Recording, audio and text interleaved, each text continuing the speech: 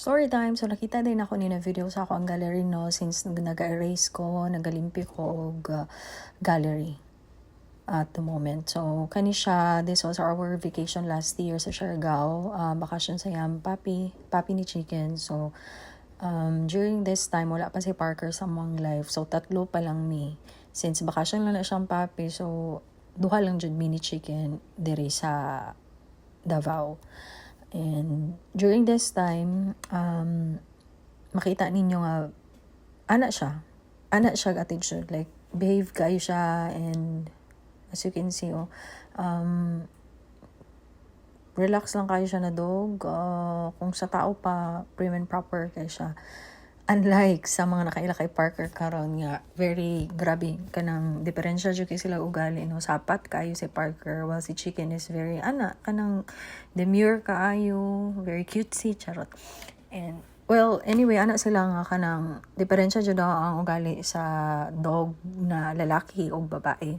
But then siguro kay sa breed pod, si Parker sad kasi is kanang aspin na siya, more on like siguro mga 70% or 80% aspin. So gamay lang kayang nakuha sa side ni sa pagkabuli ni ni Chicken, kaya siguro medyo murag diferensya sila attitude. And aside sa lalaki siya, kanang kuan jud pod siya, kanang ambot hindi na ko ma-describe.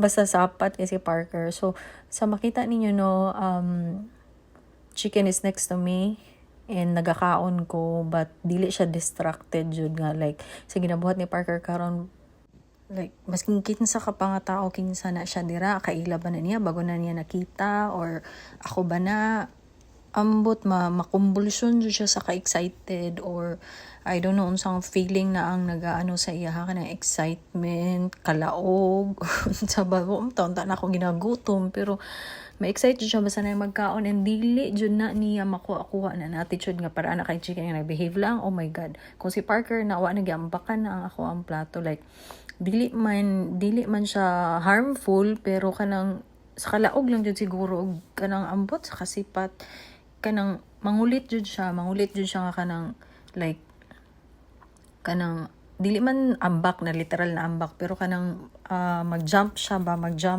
siya sa imuha abaga, sa imong legs, tapos dili ka hulat, masking unsaon pa na nakog gikulatan na nakog mayo para ma-tame lang ang anak niya na attitude, dili jud, my god.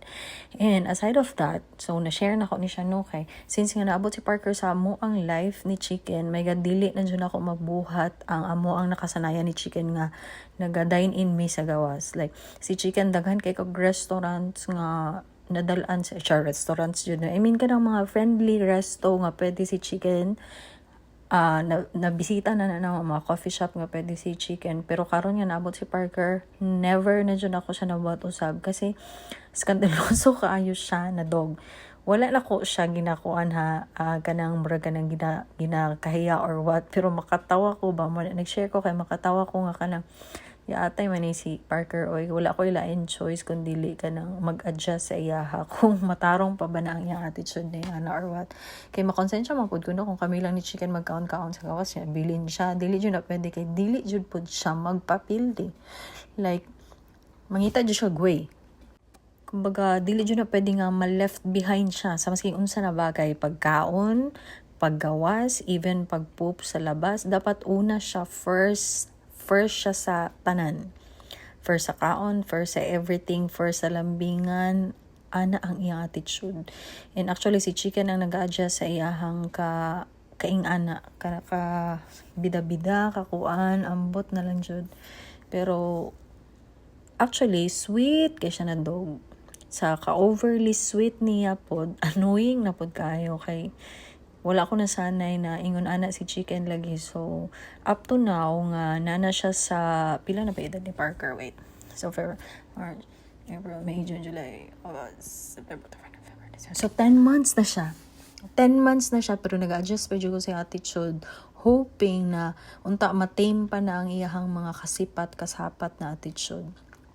Kay gusto na ako kahit papano mabalik tong dati na mo na routine nga kanang magawas, masuroy sila sa mall. Ay, masuroy si Chicken kasi dati nasuroy na ako sa mall, pero si Parker dili pwede. My God, kay mo aw jud siya.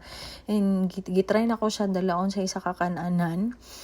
Nasanayan na mo na adtuan ni Chicken. Kay si Chicken, pag once mag-stand up ko para mag-wash og hands, before magkaon, tan-awon lang ka na niya kung asa ka, as long as makita ka niya, behave lang dyan na siya, maglingkod lang na siya sa chair.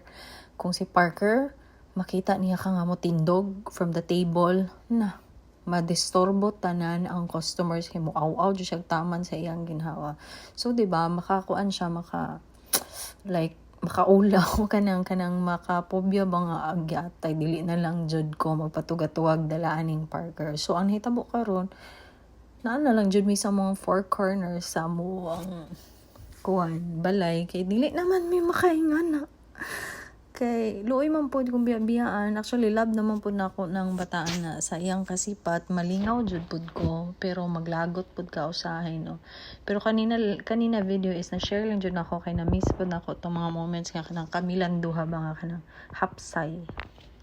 But all in all, wala lang jud, share lang pud ko, kato lang. Nang-erase lang jud ko video nga mga tagas ako ang gallery kasi mag Christmas na and kailangan bakantihan ang ako ang phone. Bye-bye.